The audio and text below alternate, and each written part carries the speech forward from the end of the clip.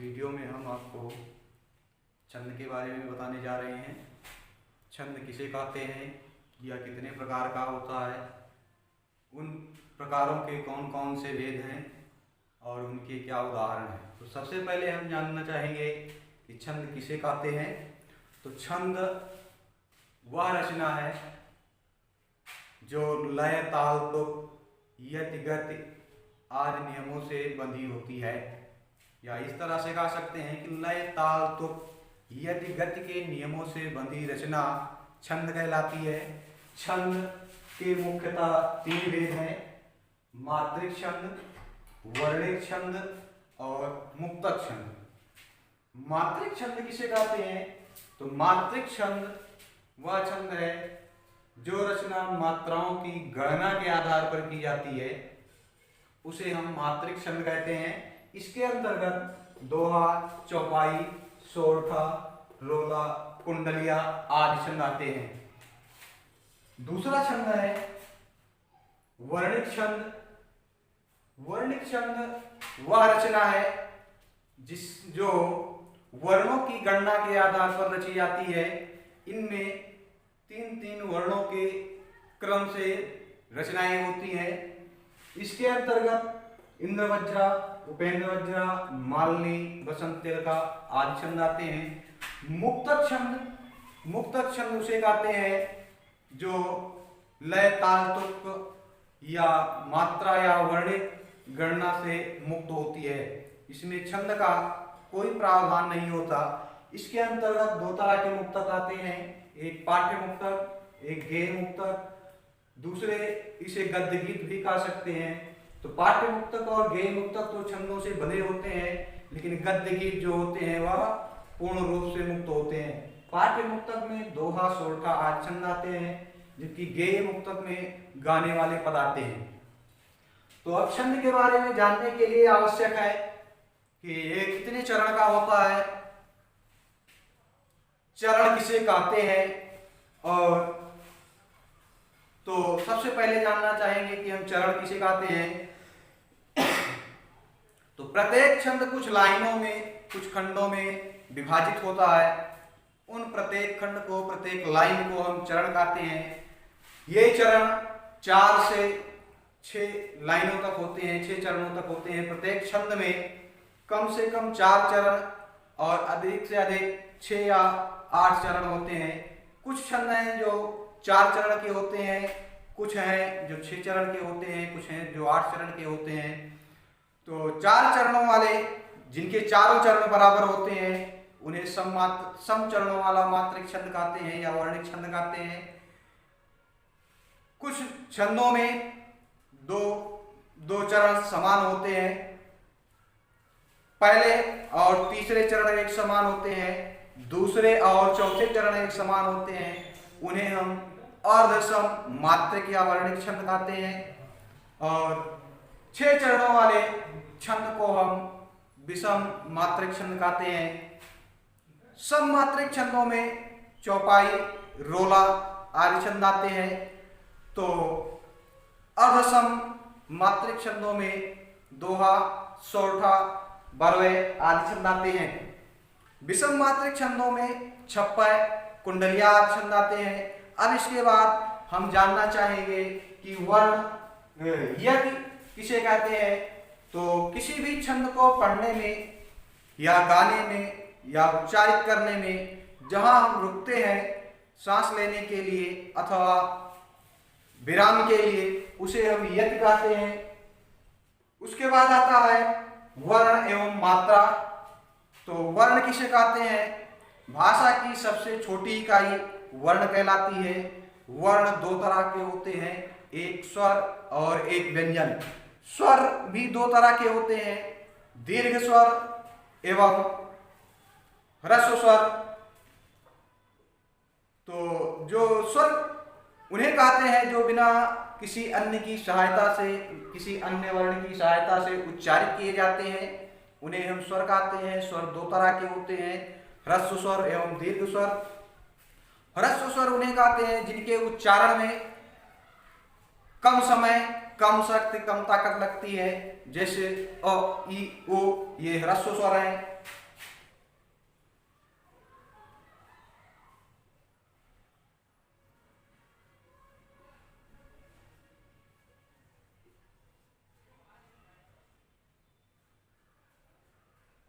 ई उ री, ये 4 ह्रस्व स्वर है।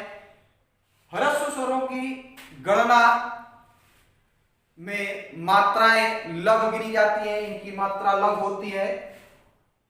और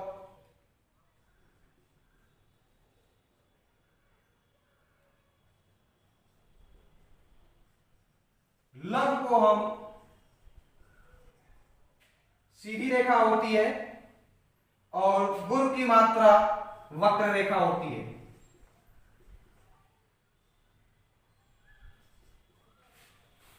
लघु को हम 1 और ह्रस्व को हम संख्या में 2 गिनते हैं।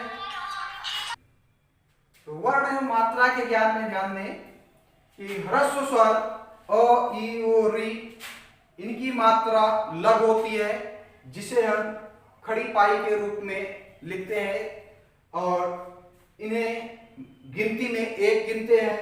दीर्घ स्वर ये वह स्वर हैं जो लघु स्वरों की अपेक्षा, ह्रस्व स्वरों की अपेक्षा अधिक समय में उच्चारित होते हैं। ये है अ ई उ, ए ऐ ओ औ, और इनकी मात्रा गुर होती है, जिसे हम वक्र रेखा के रूप में दर्शाते हैं और गिनती में इसको 2 गिनते हैं।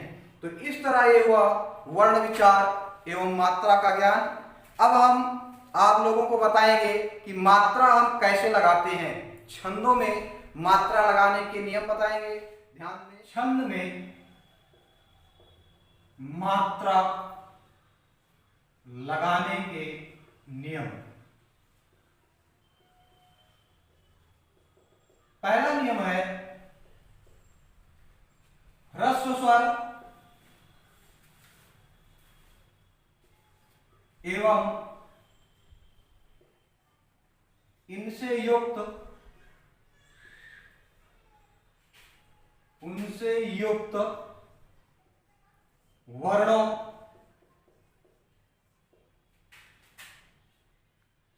की मात्रा लघु होती है। जैसे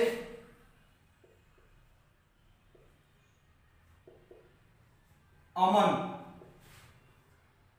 इसकी मात्रा तीनों वर्णों की लघु होगी। दूसरा नियम है दीर्घ स्वर एवं उनसे युक्त वर्णों की मात्रा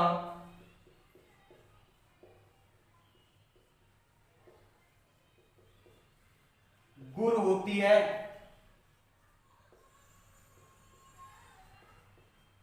जैसे आजाद,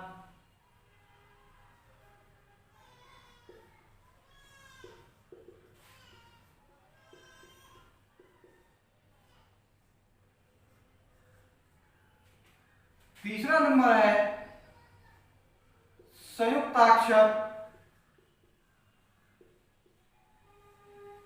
के पूर्व का वर्ण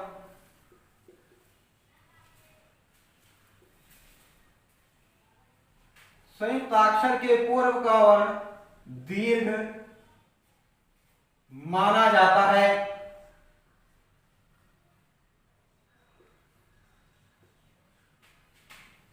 और इसकी मात्रा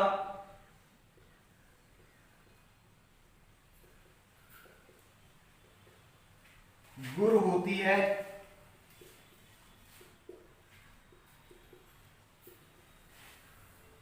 जैसे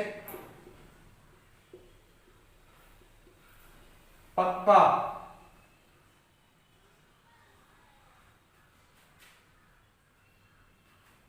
कक्षा,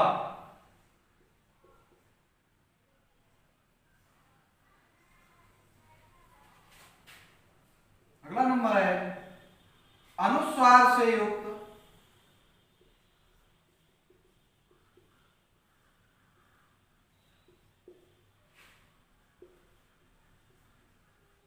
वर्ण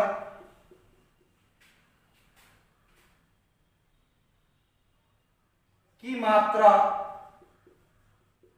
गुर होती है। जैसे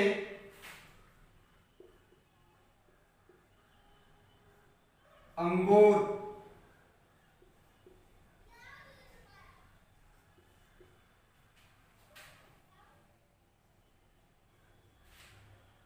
अनुनासिक,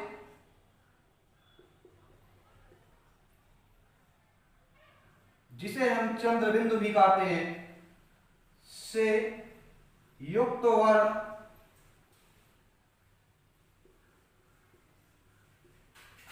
मात्रा, युक्त वर्ण की मात्रा उसके स्वर के अनुसार होती है।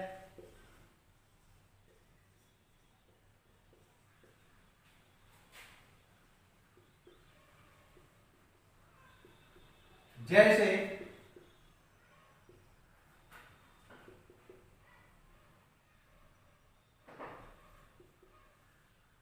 हंस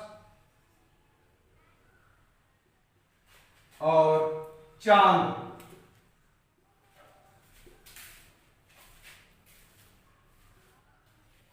कभी कभी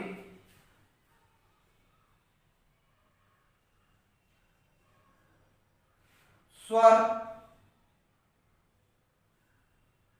के उच्चारण अथवा वर्णों के उच्चारण के अनुसार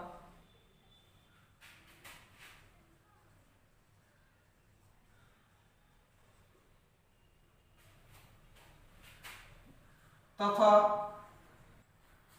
वर्णों के उच्चारण एवं बलाघात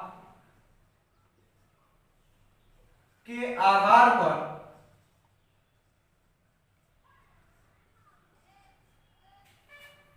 ह्रस्व को दीर्घ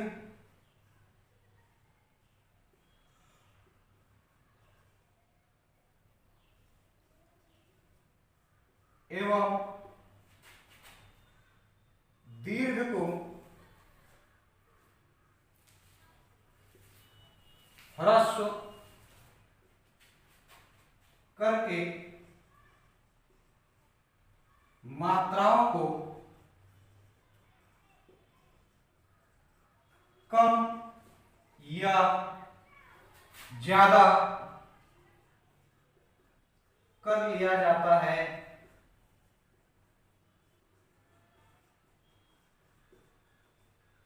यह था मात्रा लगाने का नियम। इस आधार पर इन नियमों को याद करके आप किसी भी छंद में, चाहे वो मात्रिक हो या वर्णिक हो, सभी छंदों में मात्रा लगा सकते हैं।